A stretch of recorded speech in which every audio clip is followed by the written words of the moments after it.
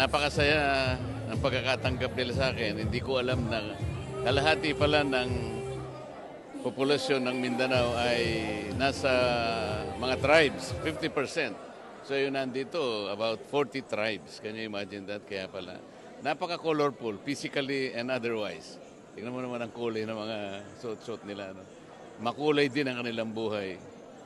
Sobra rin ang kulay ng mga problema na inaharap nila. Kaya sabi ko nga sa kanila, magtulungan tayo. Pinakamagandang pagtulong, dalhin niyo ako sa Senado. Babanatan natin ang problema nyo in 2 months' time.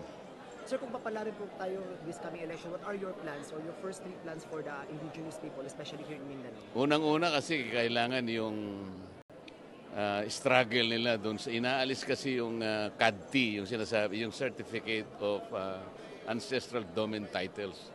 Yun na lamang ang pinangahawakan nila, tatanggalin mo pa. Hindi mo naman po pwedeng alisin sila dyan. Nauna pa nga sila sa atin eh. Nakita mo kaya ancestral domain. Meaning to say, mas nauna sila. Bakit ngayon madidisplay sila ng dahil lamang sa pangkalahatang ginagawa ng pamahalaan na yung development. Wow, napakainit ng pagtanggap kay Senator Rodante Marcoleta. Malamang ito rin ang pangarap ng mga nasa Team Sinusuka. Ramdam kasi ng mga taga Mindanao ang sinseridad ng Team Suka.